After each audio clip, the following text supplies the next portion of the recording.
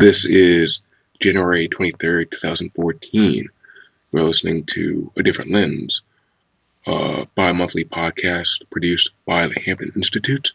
Today, we are talking to Derek Hyde, who is actually going to publish the Hampton Institute's first book about Egypt. Derek, how are you doing, and would you like to tell us the title of your book?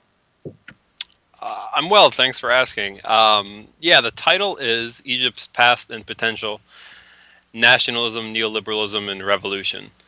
And the title sort of encapsulates roughly the three periods in which I deal with. The nationalist period of Gamal Abdel Nasser, the neoliberal period and of his predecessors, Anwar al-Sadat and Hosni Mubarak, and then, of course, the 2011 revolution. And so the title sort of encapsulates those three periods. All right. Derek is our social movement studies chair. And first of all, why did you want to go and write this book? I actually didn't set out to write a book per se. I wrote a long article, not very long, but an article attempting to really grapple with the history and understand the dynamics of the revolution. And this was actually the article started. I wrote it not long. It was in early February of 2011. I wrote my first piece on Egypt. And actually, the book sort of just slowly developed from that particular article. So I utilized the sort of framework I had set up in that article. And as events went on, I continued to build both the historic case, the historic backdrop to the revolution. I continued to research it, and then also I attempted to keep up with developments, particularly developments regarding the nascent labor movement in Egypt that sprang up during February of 2011 and then continued up until today in a variety of different forms. So what I attempted to do with the book, it didn't really start off as a book. It started off as me just building onto this article that I was going to update and then republish, but eventually it just got so long that it became book length almost. And I thought, well, it's close enough, so it might as well take book format. So really, it wasn't intentional to start off to set out to write a book. It was sort of an accidental process that developed. I sort of went with the flow. All right, that's definitely really cool. Just taking something and then kind of running with it. I like that.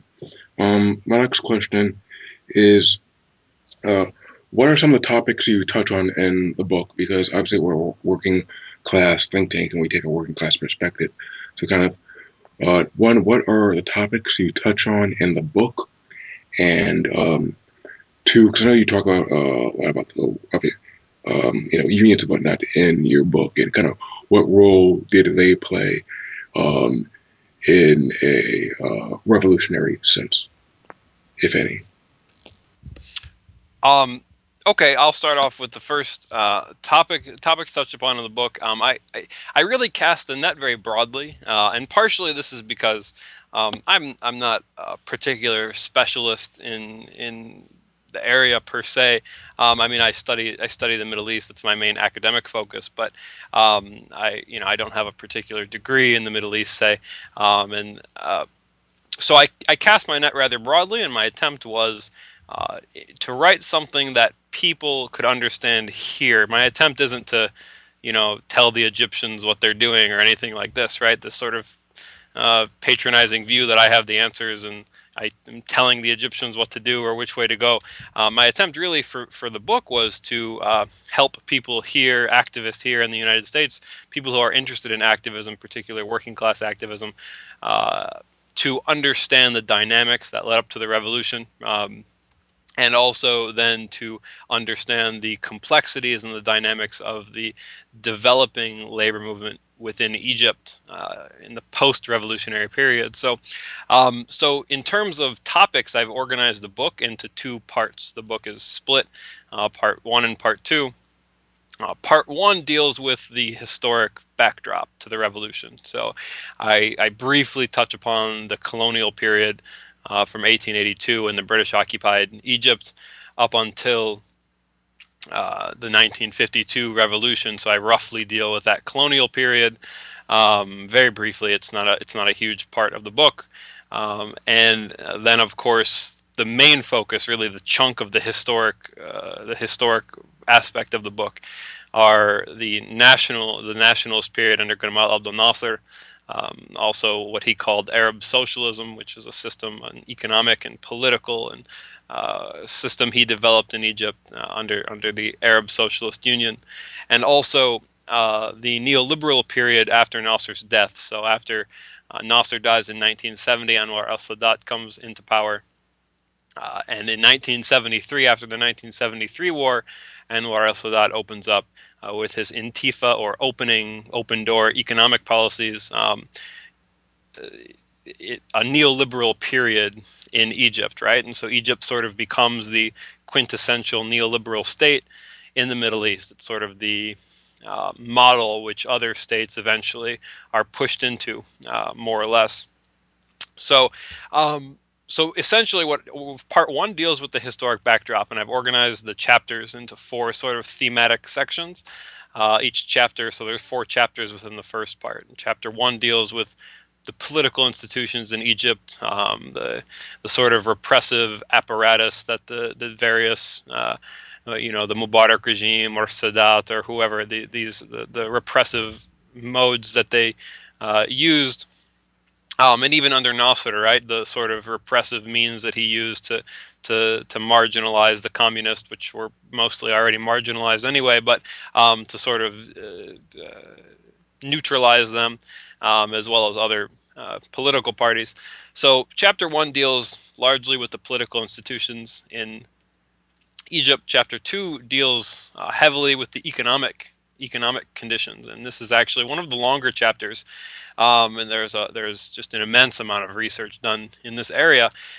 And what you'll find is that conditions for Egyptians, of course, under the Nasser period, they weren't totally stable, right? So it wasn't just rising every year. But if you look at the broad trend, at least until about 1966, so from 1952 or 1954 till 1966, there's an immense amount of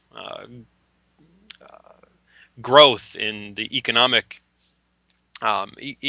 realm, particularly for workers and peasants, right? With the agrarian reform programs, where 1/7 of the land is redistributed directly to the peasants, right? So this is different than, say, in Iraq or in Syria, where perhaps where more of the land is actually taken by the state, but it's not always redirected straight to the peasants, which is what happened in Egypt.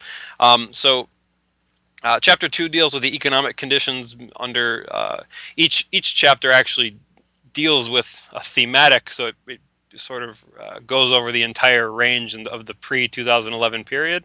So it deals with the nationalism and the neoliberalism.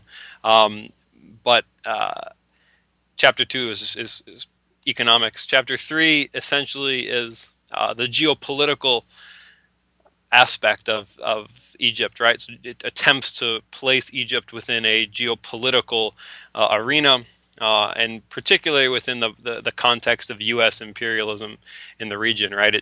It explicates upon the Mubarak regime's relationship with Israel, the various Arab-Israeli, what are euphemistically called the Arab-Israeli wars, which are generally Israeli wars of aggression against their neighbors, perhaps with the exception of 1973. So chapter 3 is geopolitical, and chapter 4 is essentially the growth of social movements in the recent under perhaps Sadat, and especially under Mubarak. So I touch briefly upon social movements prior to Nasser and under Nasser, but really the emphasis is on the growth of a working class, a sort of militant working class movement in the 1990s and especially in the 2000s. So you have in 2006 a strike in Mahalla al-Kubra, which is a textile town, right, where there's this immense strike, and It's a very inspiring, chain of events. It sets off a very inspiring chain of events. And so this is chapter 4. So that's part 1. It deals with the historic backdrop. Part 2 is actually also split into four chapters, but it follows a chronological format. So as opposed to a thematic one, it's mostly chronological, and it deals with the post 2011, or it deals with 2011 and on, right? So the first few chapters deal with the months immediately and during and immediately after the January 25th uprising. So I deal with January, the end of January and February and March. And then the last chapter is really just a broad overview of essentially everything from mid 2011 until Mohamed Morsi's ouster in 2013. So chapter 8 is really a very broad chapter, whereas the chapter 5, 6, and 7 are very detail specific, right? And they follow events very closely in the first couple of months. So that's essentially the two parts. There's 8 chapters and 2 parts, and that's how I've organized the book. So I think does that perhaps deal with some of the topics that are touched upon? It definitely does. And you brought up, the revolution, and I want to ask regarding to the most recent revolution in Egypt. Um, from the mainstream media, we've got some information. Um, yeah, but did you ever get any information in which it kind of contradicted with, or kind of went very much beyond in terms of detail and scope of what the mainstream media was talking about? Because at least from what I can remember at the time, they were mainly focusing on the fact that it was just an uprising against Mubarak, and all of a sudden we switched. The U.S. government was switching sides, and we're on the side of the people and down with Mubarak because if we don't go and support the people, it's going to make our image look bad. Well, of course, the media didn't come out and say that. Yeah, and that's essentially the story that happens, right? Is that the United States, whichever administration it is, will support the dictator until the midnight hour, when it's no longer feasible to support the dictator, and then they will do a complete 180 turn and say, look, we've been with the people all the time. We love the people and we want democracy, et cetera, et cetera. So this is the model, right? This is the program. Anytime there's an uprising, if it looks like the uprising might win, you switch sides and you try to then control the pace and outcome of the uprising as closely as possible. You sort of minimize your losses. That's essentially the U.S. policy. It always has been, essentially. In terms specifically of the U.S. media, sometimes I think the mainstream media is damning in and of itself, right? So when Hillary Clinton gets up and says the Mubarak family, we consider them family friends, or when Tony Blair says, you have to know Mubarak whether you worked with him on the inside or you looked at him from the outside. It matters, because Tony Blair, of course, worked with him on the inside, so he knows he's a good man, etc. So in one sense, I find that the mainstream media, you don't really have to do a whole lot. Sometimes they're unintentionally they do quite enough damage to themselves on their own. However, in terms of shifting the narrative, I think there was, at least in the beginning, and of course things are drastically different now, right? With the turn of events, with the election of the Muslim Brotherhood, and then Mohamed Morsi's ouster. But essentially, in the beginning, right, the narrative was these are Western-educated, sort of liberal, middle-class youth activists who are interested in, liberal Western democracy. And this is what they're concerned about, right?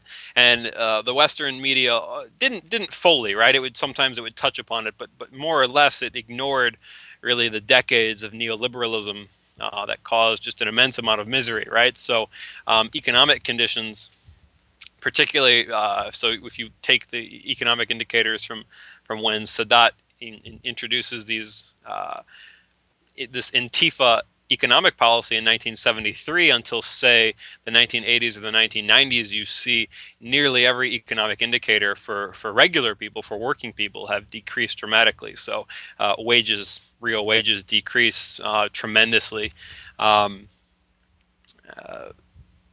From 1970, I believe from 1973 roughly until the mid 1990s, real wages are almost 80% of what they were when Sadat opened his economic his new Intifa economic policies, right? Work hours go up, benefits go down, wages go down, the amount of in terms of the amount of people living in poverty, right, this increases dramatically. The urban and the rural, both urban and rural poor, there's a rollback of Nasser's land reform programs, right, and so the old landowners are able to come back in and scoop up some of the land which had been redistributed directly to the peasants. And so there are all sorts of, nearly Chapter 2 deals with it extensively, there are all sorts of economic indicators which show that neoliberalism was a tremendously harmful economic project for the poor, for working people, and even it squeezed the middle class, right? So it did, there is an element of truth, right, to the Western narrative of these middle class youths who are, want some sort of change and want, job prospects and things like this. This is absolutely true because it did squeeze the middle class as well. The middle class in 2011 at the outset was in a very precarious economic situation by and large. So there's an element of truth to the Western narrative. However, it does largely ignore the neoliberal economic model, right? And with a few exceptions, who are some decent commentators in the mainstream media. More or less, the narrative was these middle class youth groups who want democracy, right? So they often would talk about the April 6th movement without really understanding the roots of the April 6th movement being in the Mahalla textile strike and then the anti-Mubarak uprising that came at Mahalla later, right? So April 6th was originally an internet group, a Facebook group organized in solidarity with Mahalla workers and anti-Mubarak protesters prior to 2011. So these are the mainstream narrative. I think people are challenging it, right, and then people have challenged it from the beginning.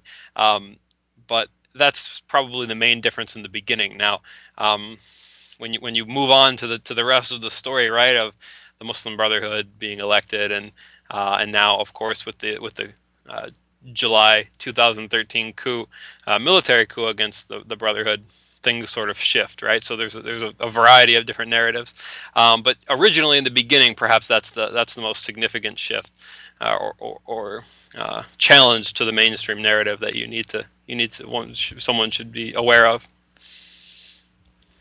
All right, now I wanted to change gears for a little bit. I want to get back to the question I just remember we didn't get we didn't get to answer. What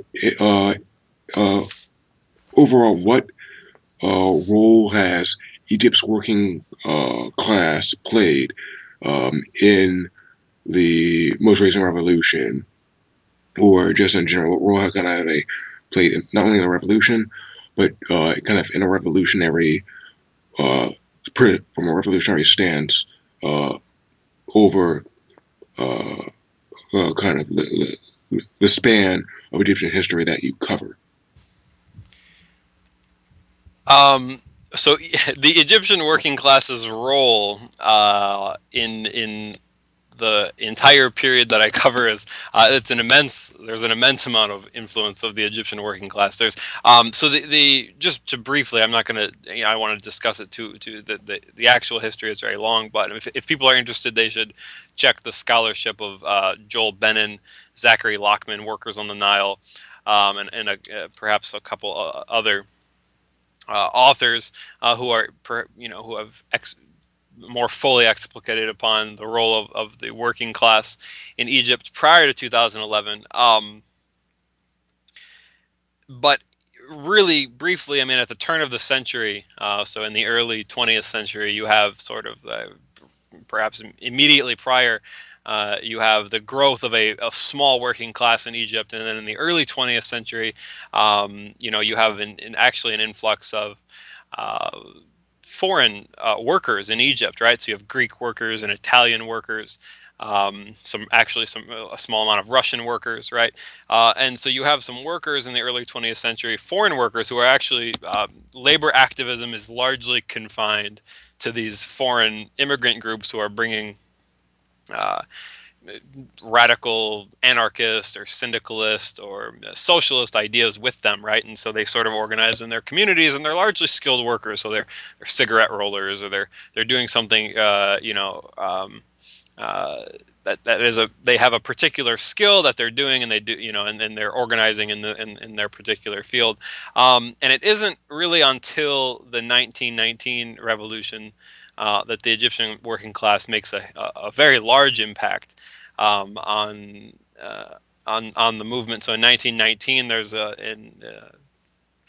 nationalist uprising against British occupation, and while the working class doesn't perhaps lead it, or are not, the only or the major social force, they are a large, very large social force in that revolution. And so the British have to deal with that, right? And so they grant a nominal amount of independence under a British-backed monarch. And then after that period, right, you have this sort of the workers become very tied up in the nationalist movement, right? So the WAF, the Nationalist Party, throughout the 20s and the 30s and the 40s, attempt to really control and dictate the pace of the working class movement in order to further nationalist goals, right? To push the British out or what have you. And however, despite the nationalists sort of maintaining a level of hegemony over the working class movement in Egypt, there is this independent trajectory of working class people who organize sort of independent political groups and unions to represent their interest, sometimes against the nationalist, right? Against the part of the Nationalist Party, who sort of dominates Egyptian politics in the interwar, and then immediately in the post World War II period. So the Egyptian working class plays all throughout Egyptian history. It plays a very important role. However, it doesn't ever develop a large. The one difference, perhaps an observation one could make, is that Egypt never develops a very strong communist movement, right? Whereas Iraq does, right? So in Iraq in the 1940s, and especially prior to the partition of Palestine, but even afterwards, even though that's a huge political mistake when the communist parties side with the Soviet Union and agree to the partition of Palestine into Palestine and Israel, this is a very huge drawback to the popularity of Arab communist parties. But when Egypt never has a large militant communist movement in the way that Iraq does. So in Iraq, the Communist Party is highly organized. It's very popular. It's workers are in important parts of the oil industry, right? And they're engaging in strikes and all sorts of very inspiring, immensely important activities.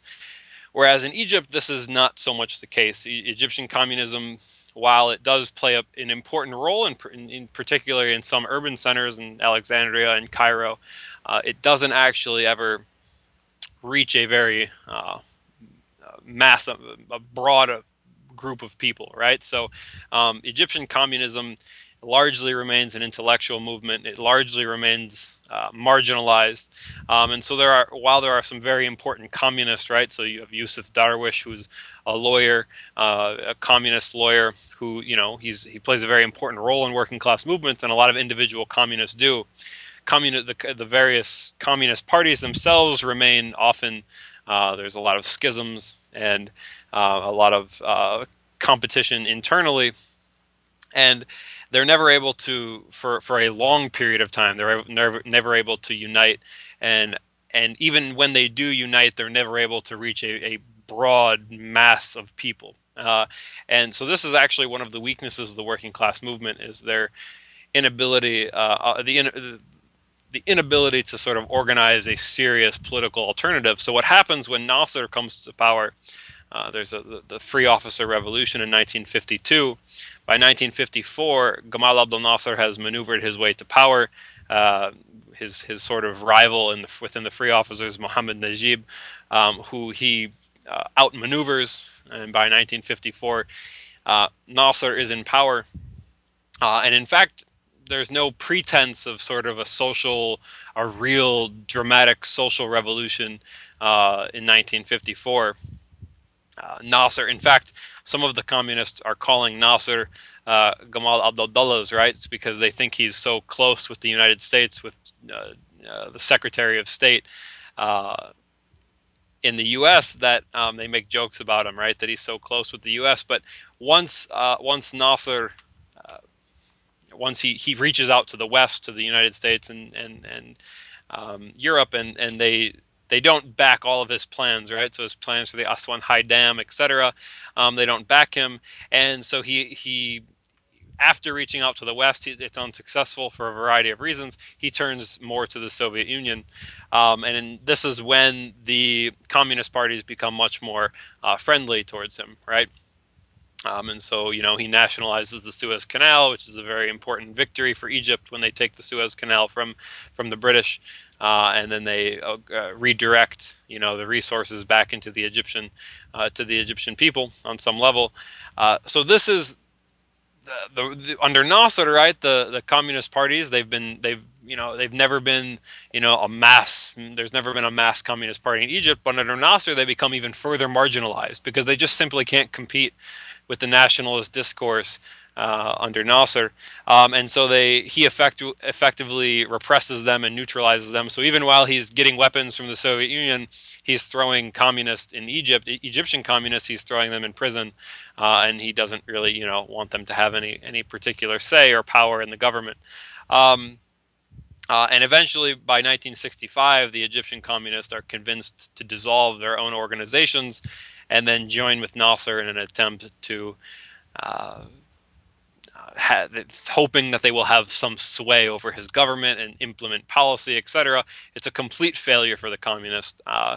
There's a couple of good books, The Rise of Egyptian Communism by Selma Botman, and also the Communist Movement in Egypt, 1920 to 1988, that deal with this question.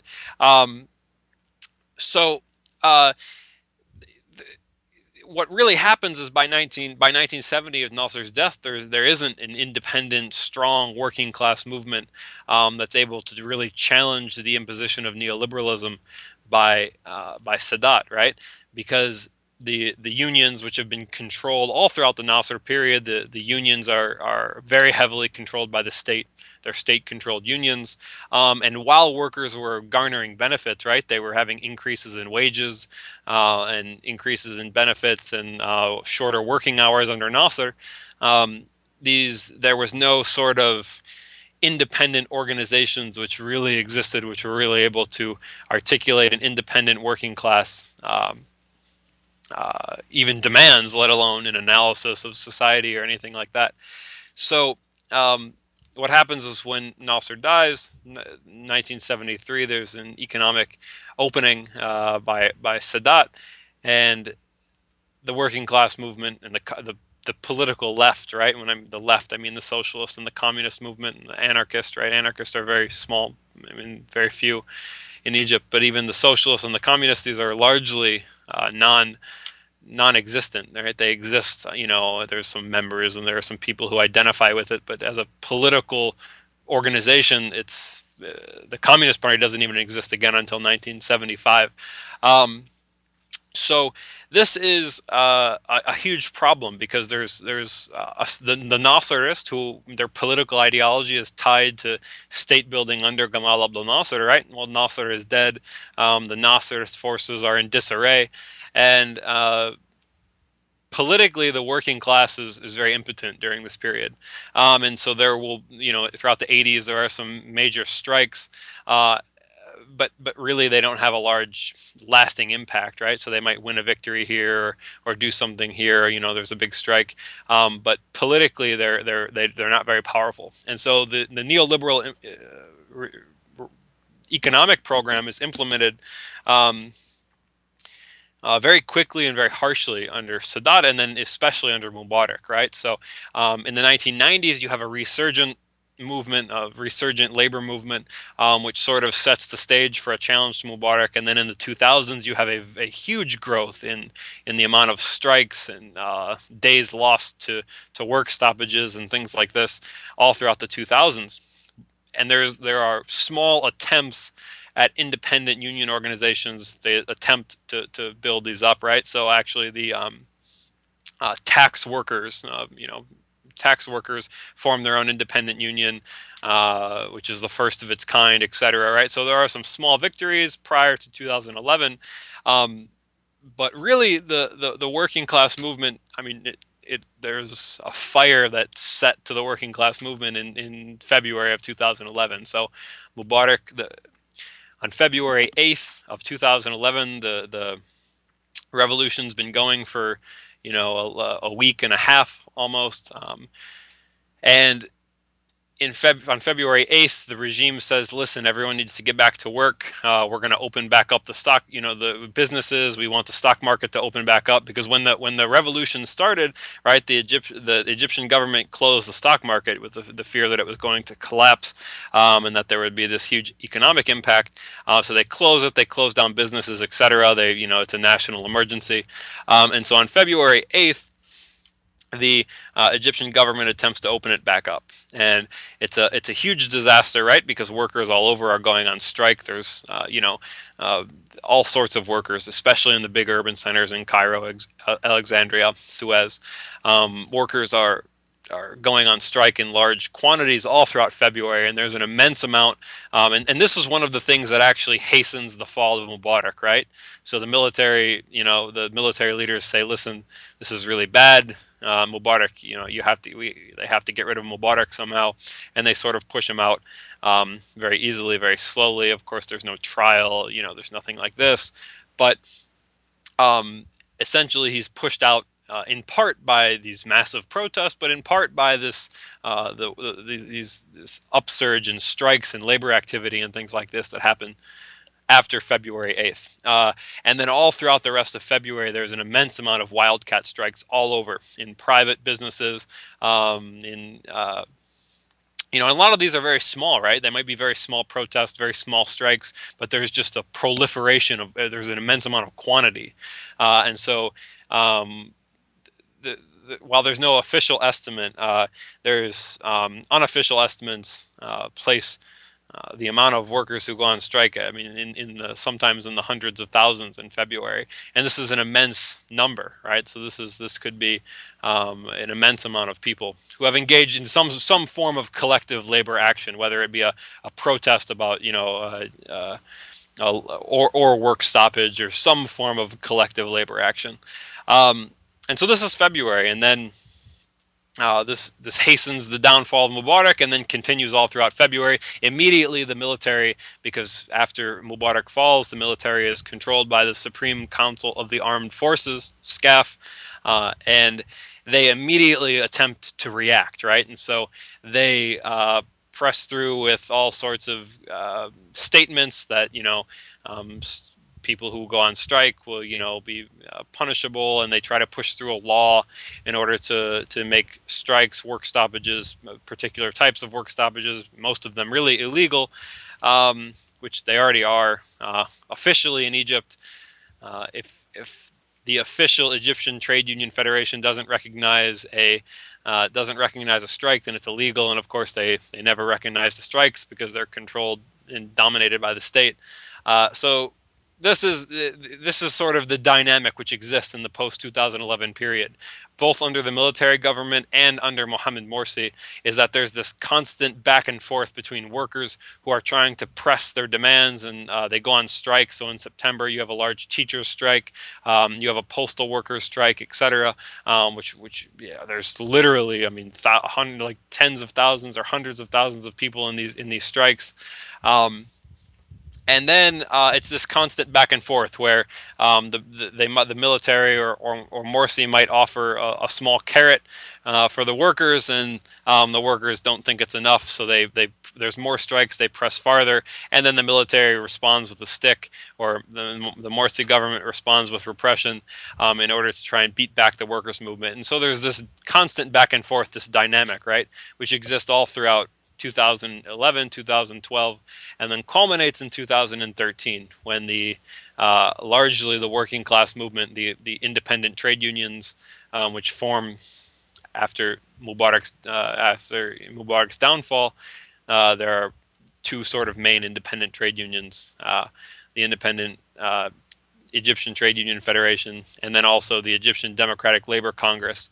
And there's all sorts of internal schisms why there are these two, why they form into two different independent federations, etc. But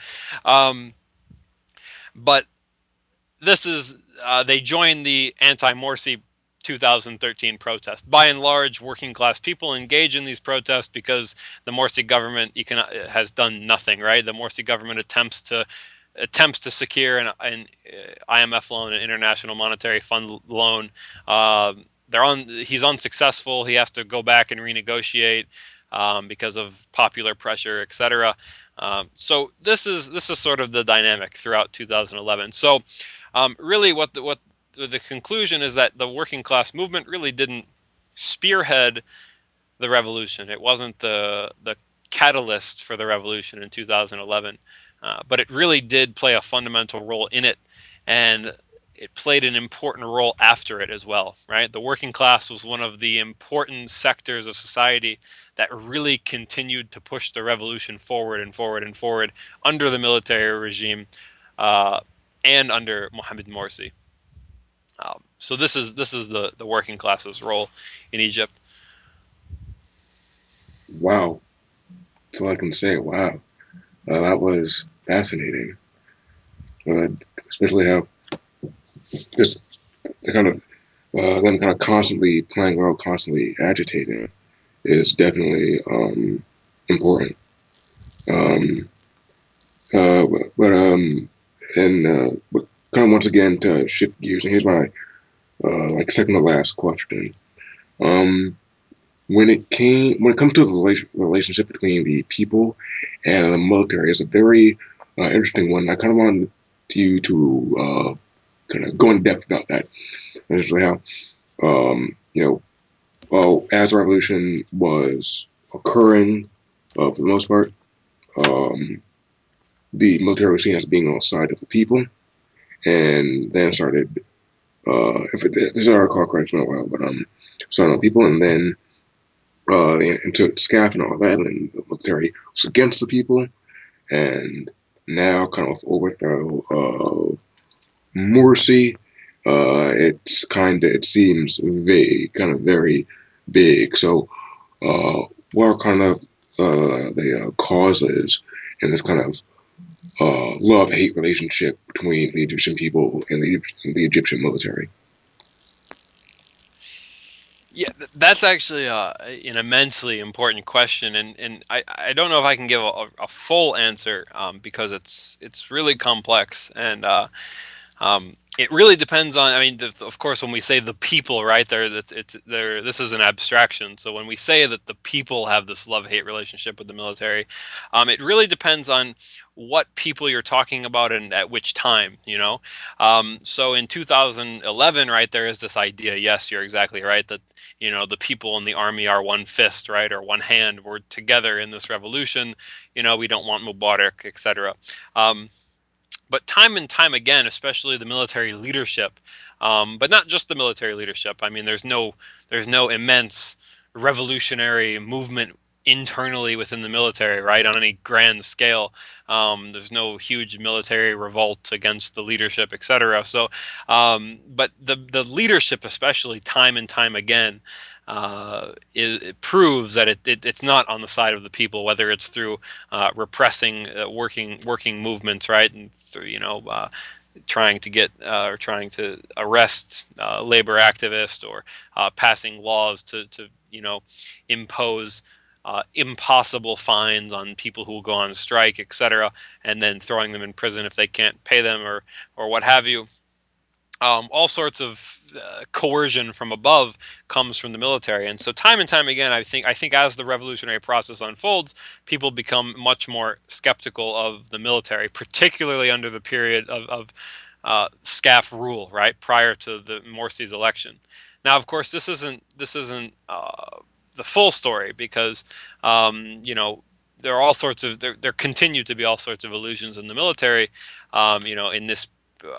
And the schism largely becomes, particularly in this period, which is a very dark period in the history of the Egyptian revolution, right? This is it's by far, 2013 was by far the bloodiest, the most intense part of the revolution.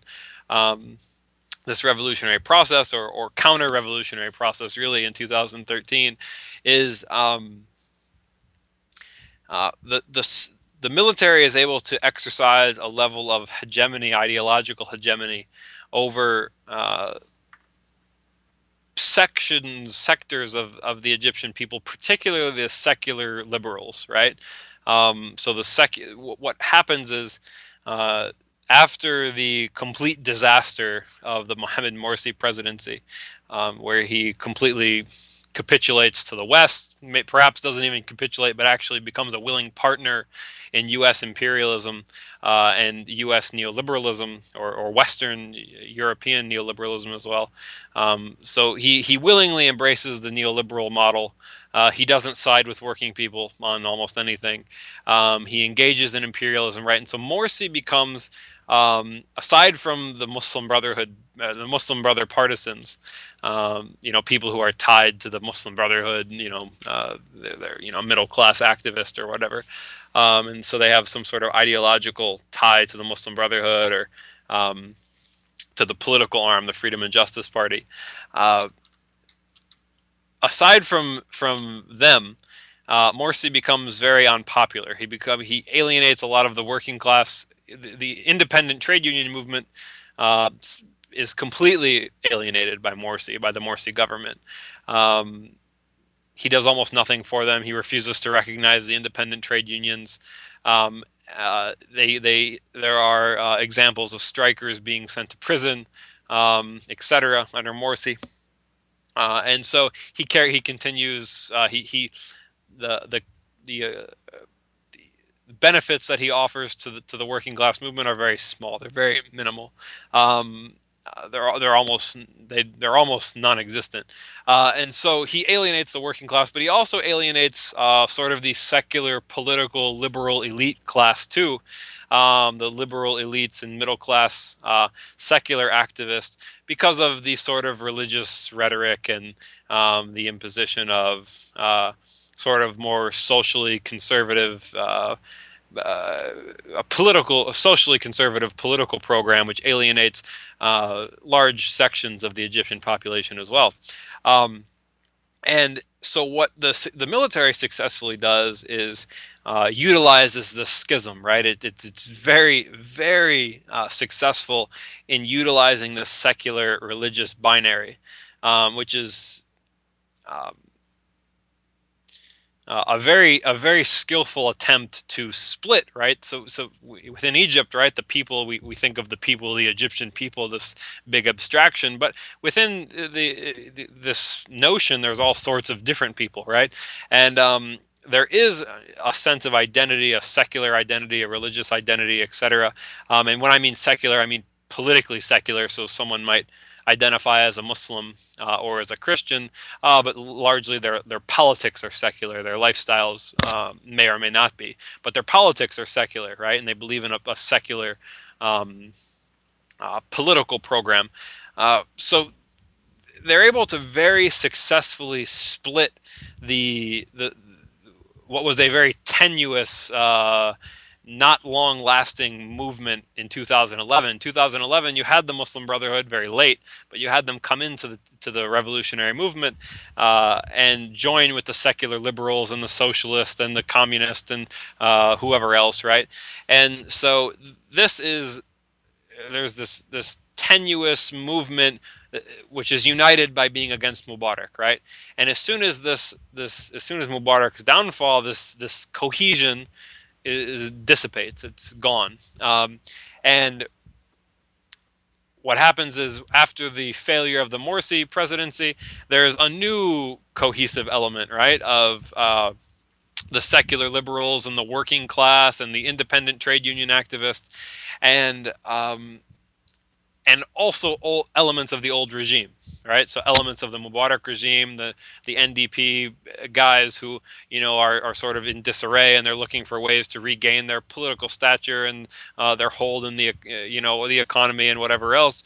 So this is there's this attempt to have a new cohesive movement against Morsi, right, which draws in some against the will of some of the activists, right, draws in these old elements from the old regime.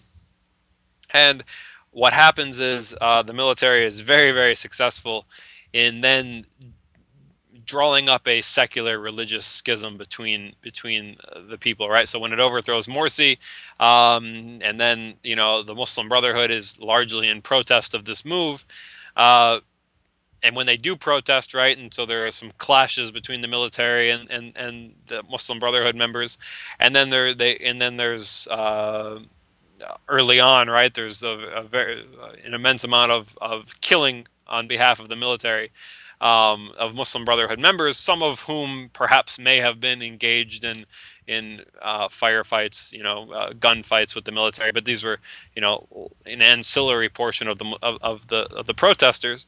And so what the military does is then justifies a crackdown, because look, we have terrorists and we need to deal with the terrorists. And then by cracking down on the on both activists and, of course, some of the people who are engaged in retaliation against the military, they crack down. It actually increases the amount of retaliations of car bombings and things like that, and actual terrorist attacks, right? And so then once these things happen, then of course the Egyptian military can continue to crack down, and it actually becomes this symbiotic relationship where it can say, look, we are representing the secular state, we are the state power, we want law and order, and it very successfully creates this secular religious schism amongst the people. And so you either have to identify as a secular, particularly a secular liberal, right? So you want this Western style democracy, or you're religious, right? And so this is the schism that takes place, and the military is very successful in creating this dichotomy in order to marginalize any sort of independent alternative to either of these two groups, right? So either to the military, which is represented as secular forces, etc., or to the Muslim Brotherhood, which are, of course, one of the largest, most politically popular, active organizations in Egypt. So there are attempts, of course, in this period to push through with a third way program, but they're largely unsuccessful, or they have been thus far, right? And hopefully they alternative paths can develop, but they've been not particularly politically potent up until this point. All right.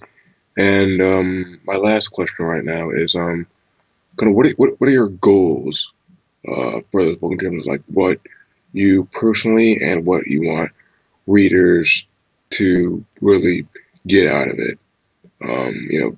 Like, do you want them to, besides just learn about it, do you want them to go out and find ways to support Egypt, or the Egyptian people, or what?